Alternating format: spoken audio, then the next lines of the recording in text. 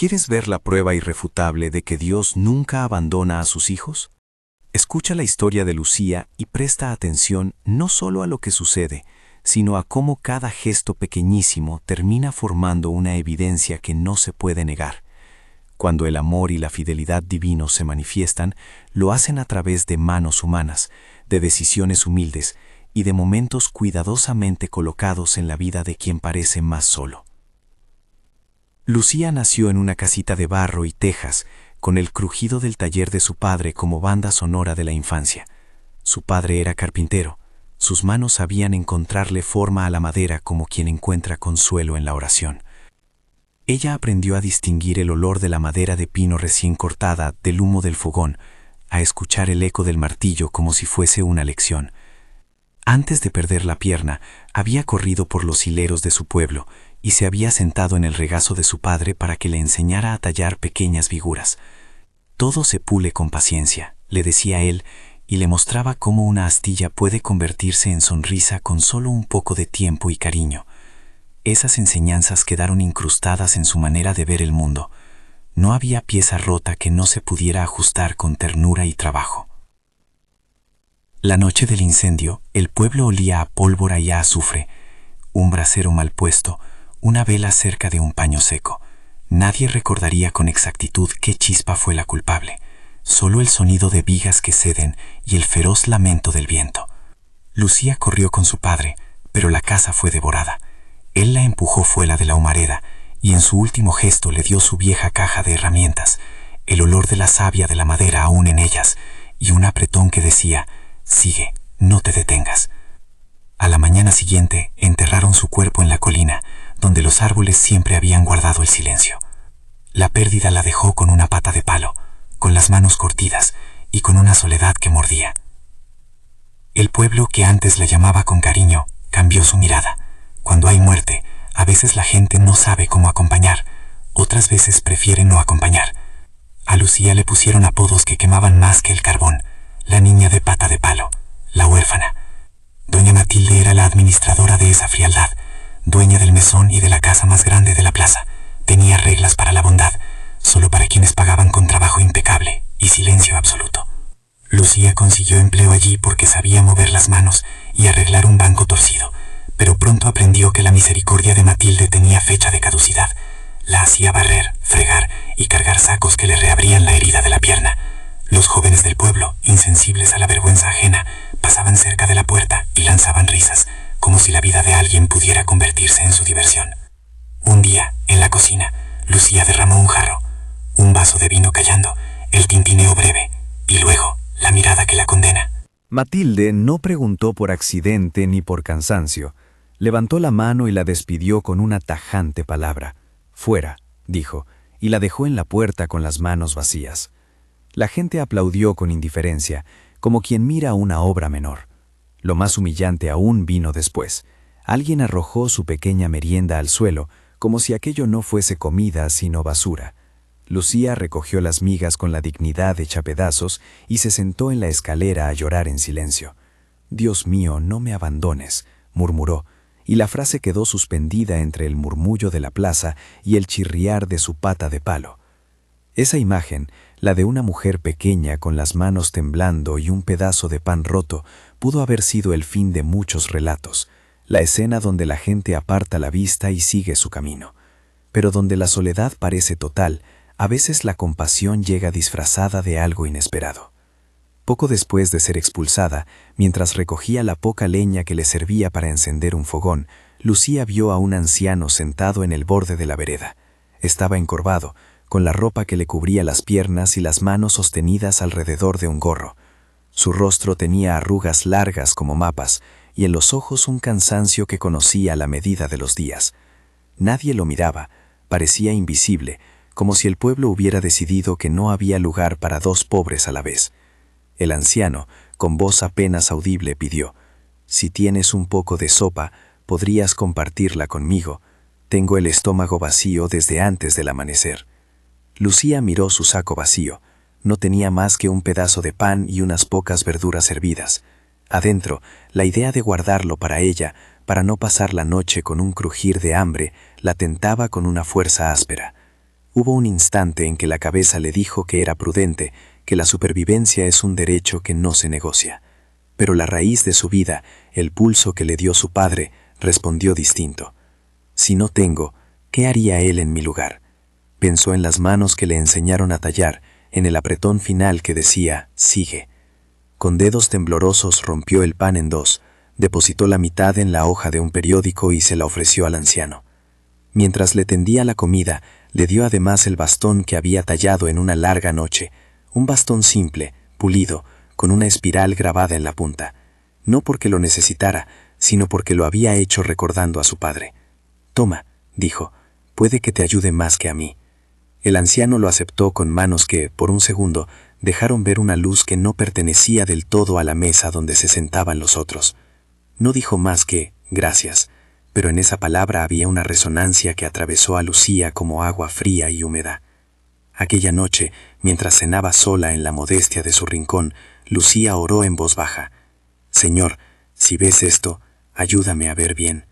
No me pido fuerza solo para mí. Dame ojos para dar aún cuando me quede poco. No fue una petición de cambio fácil, ni un contrato. Fue un susurro para no perderse en la desesperación. Se durmió con la sensación de que había hecho lo correcto, y con el cuerpo cansado por el trabajo y por la queja reciente de Matilde. A la madrugada siguiente, sonó una llamada en la puerta que la sacudió. Don Ramón, el vecino que siempre había mostrado cierta compasión en pequeños gestos, estaba allí con un saco de harina y una caja de maderas finas. «Vine con esto», dijo sin más. «Alguien dejó todo esto anoche para quien lo necesite». Lucía no entendía. Don Ramón no supo explicar bien. Dijo que un hombre alto y encorvado se lo había dado y luego se había perdido entre las sombras. Otro vecino trajo más alimentos. Una mujer que apenas tenía plata, pero había ido al mercado, y recordó el rostro de Lucía cuando le pidió agua. Pocas horas después, llegaron tablones de madera, clavos y algunos instrumentos nuevos, colocados en la puerta de su casa, como si alguien hubiera pensado con cuidado en lo que esa huella de vida necesitaba. Lo que ocurrió en esos días no se pareció a una lluvia torrencial de riqueza, ni a una curación espectacular. Fue más bien la suma de actos humanos que parecían encajar con una mano que guía. Don Ramón trajo un oficio. Necesitaban a alguien que reparase las sillas de la escuela del pueblo. El maestro recordaba cómo, cuando niña, Lucía arreglaba las figuras rotas. Un comerciante que había pasado por el taller de su padre dejó una carta pidiendo que la joven viera los planos para una pequeña tarima que necesitaban en la casa parroquial. Las provisiones y los materiales continuaron llegando por días, con la discreción de quien no busca aplausos. En la pared de su casa, alguien dejó un pequeño trozo de tela con bordado, una estrella simple y sin nombre. Lucía guardó esa tela como quien guarda una promesa, sin entender todavía su forma completa. Pero el punto culminante llegó cuando, una tarde de luz baja, el anciano volvió.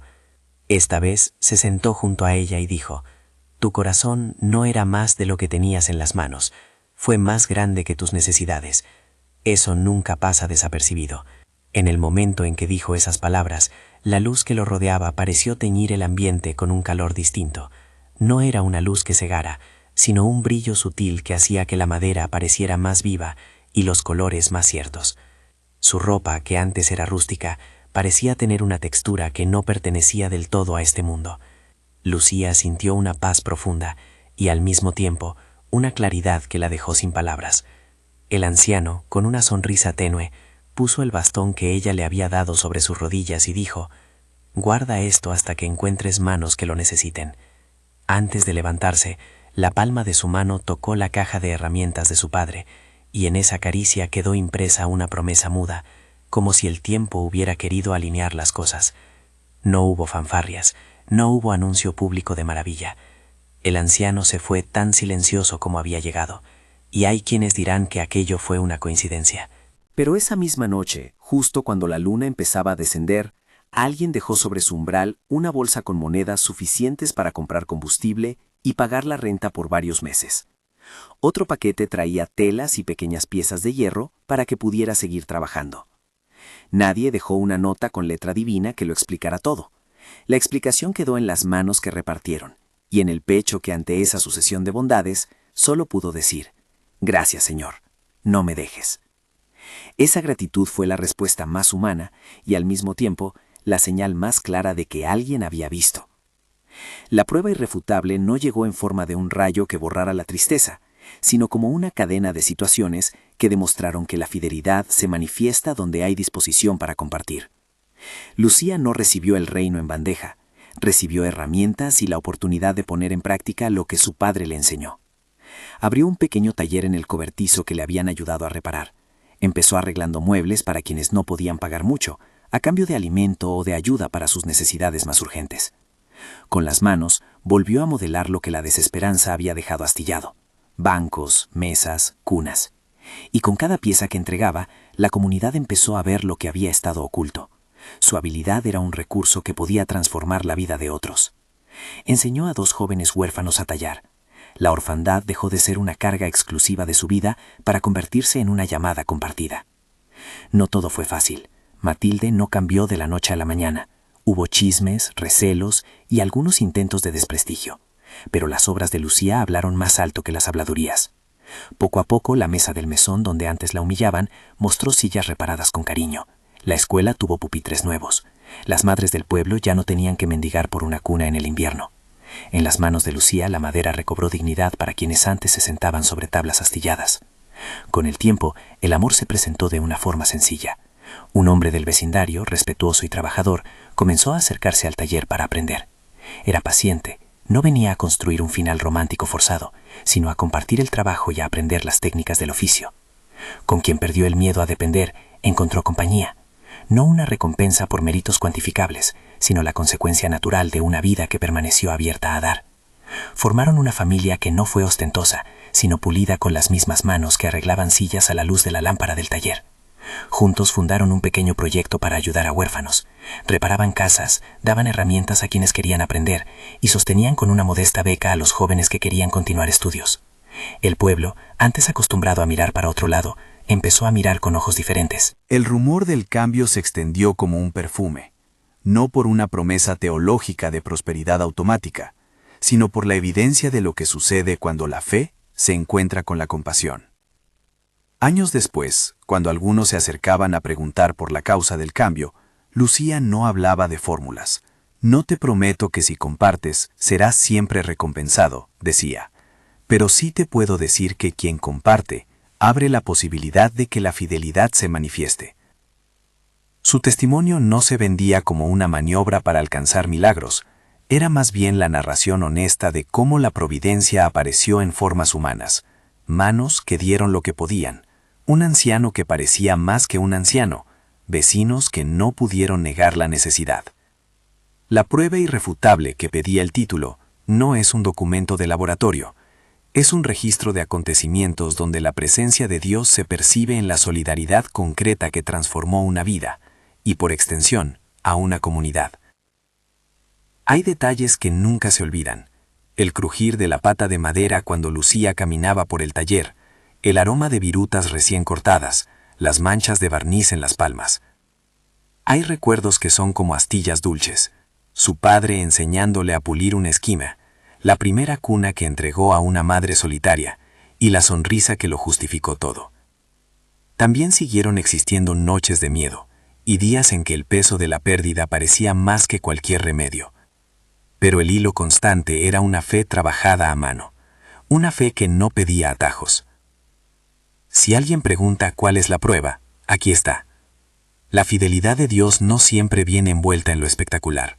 A veces se presenta en la forma de una anciana que con unos granos de harina y unas palabras inicia una cadena, en la mano de un vecino que decide no pasar de largo, en la llegada de herramientas que un niño puede sostener para cambiar su futuro. Cuando esa cadena se ve, cuando la suma de actos pequeños produce una restauración real en la vida de una persona, eso es la evidencia. No porque legaliza una ley de causa y efecto automática, eso sería engañarse, sino porque muestra cómo la bondad, cuando coincide con la fe, confirma que Dios está presente en medio de las formas rotas de la vida. Quizás te preguntes, ¿y si yo no veo esa cadena en mi vida? ¿Significa que no hay prueba para mí? La historia de Lucía no pretende anunciar una regla universal que presione la culpa sobre quien no ha sido favorecido de la misma manera. Más bien propone una invitación. Mira las pequeñas evidencias alrededor tuyo. ¿Quién te ofreció una mano cuando menos lo esperabas? ¿Qué gesto diminuto ha resultado ser el inicio de tu reparación? Si esta historia te conmueve y quieres recibir más relatos que muestren las huellas de Dios en lo cotidiano, suscríbete y acompáñanos en estas narraciones que buscan despertarte la mirada. Volviendo a Lucía, su taller se convirtió en casa de aprendizaje y su vida en un testimonio que no alardeaba de milagros instantáneos, sino que hacía visible una fidelidad paciente. Su obra permitió que otros volvieran a sentarse sin miedo, que una madre viera una cuna segura para su hijo, que jóvenes aprendieran un oficio para tener un sustento. Cuando le preguntaban por la experiencia con el anciano, ella sonreía y decía con claridad: recibí ayuda cuando no la esperaba. Y no sé si eso fue un signo o mucha gente obedeciendo a su conciencia. Para mí, fue la prueba de que no se me dejó sola. Esa frase resume la lección central. La presencia de Dios a menudo se reconoce en el tejido de la ayuda humana. Hoy, si cierras los ojos, puedes imaginar el taller, la lámpara encendida por la tarde, el olor a barniz mezclado con café, las manos trazando nuevas formas en la madera. En un rincón, la pata de palo quedó guardada como recuerdo de dolor y de arraigo. Sobre la mesa central, una cuna terminada espera su barniz final. En una pared cuelga la tela con la estrella bordada, el recuerdo tangible de una noche en que alguien no fue indiferente. Y en la puerta, siempre hay un lugar para quien llegue pidiendo una herramienta o un consejo. La prueba irrefutable no es una lista de eventos espectaculares que puedes reclamar a voluntad. Es en cambio la certeza que nace cuando ves con tus propios ojos cómo la fidelidad de Dios se filtra en la realidad mediante personas que obedecen a la voz de la compasión. Es la comprobación de que, incluso en el abandono aparente, existe un hilo que sostiene y que, como en el caso de Lucía, conduce a una transformación tangible. Pan compartido, bastón tallado, provisión que llega, taller que nace, vidas que se levantan.